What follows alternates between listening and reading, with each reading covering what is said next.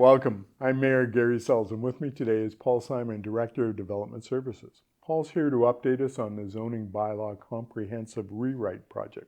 So Paul, where are we at with the zoning bylaw comprehensive rewrite project?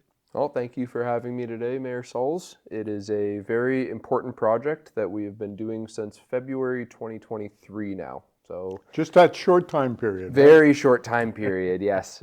So where we're at with the zoning bylaw comprehensive rewrite is we released a draft form of the whole bylaw at the end of May this year. Right. We allowed the whole summer for the public to provide feedback. We did receive over 80 written submissions throughout the summer with some really excellent feedback in there, ranging from things, feedback on short-term rental regulations, building height, beekeeping regulations, so kind of the whole spectrum of issues that we're dealing with in the zoning bylaw.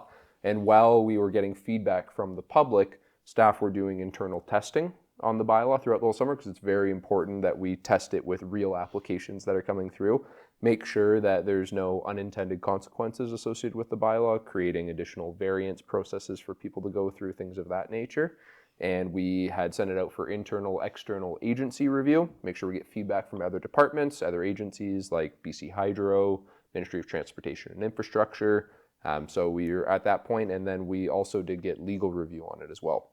So staff are at the point where we're taking all that feedback that we've received from all these different stakeholder groups and making revisions to the bylaw based on that feedback. We're hoping to have revisions complete by the end of October.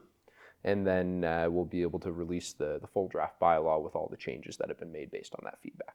So once that draft bylaw is released, what happens at that point?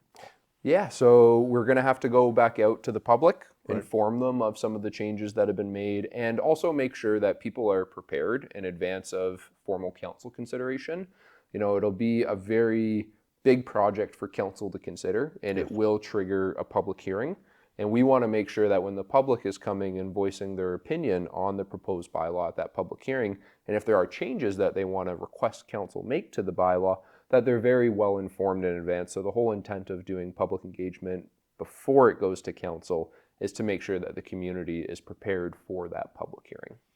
And so as we move forward, the public will have another kick at the cat sort of thing, and be able to look at it and go, okay, I think these are going to work. The professionals who are into the contracting have already given their input a couple times now. They're still going to have another input, and Joe Public is going to be able to give their thing as we go forward. And the whole idea is to cut out the red tape and put in as many things that are going to work for the community as possible. Because really our zoning bylaw comes back from what date? Oh, 1984, generally. That's the last time we've done kind of a larger scale public process for a comprehensive rewrite.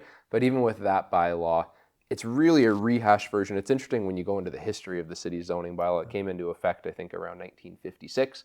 And roughly every 10 years, it's gone through this rewrite process. But it's really just kind of carried forward and hasn't had as comprehensive of a review as we're undertaking right now. So, we're looking at everything from building heights to density in residential areas to revamping all the permitted uses that dictate what you can and cannot do on a property based on what it's zoned.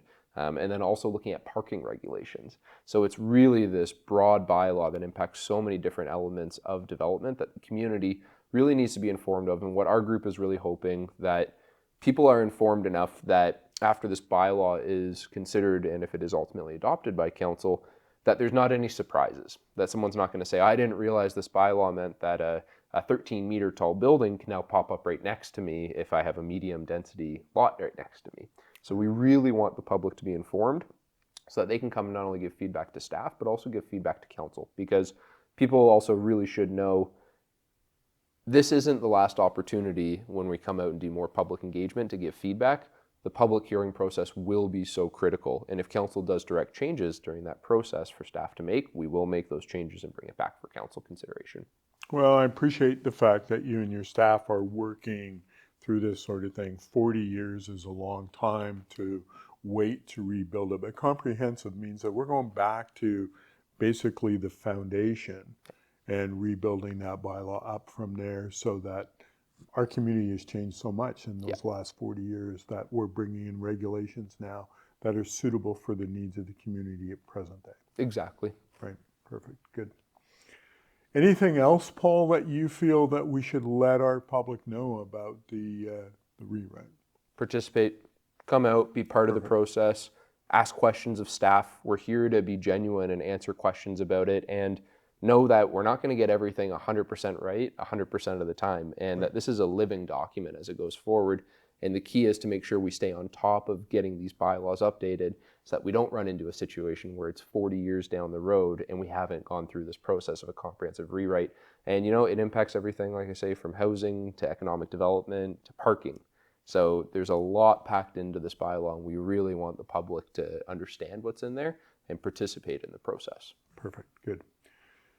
Paul, thanks for taking the time to be here, for us being able to go over at this. Will kind of spur things on where the community is going to go, okay, we should look at this. Hope so. And go from there. So really, thank you to our community for listening in. We hope that we've provided some information, but if you have any questions regarding what we've spoken about today, please visit Talk Revelstoke or email us at communications@revelstoke.ca.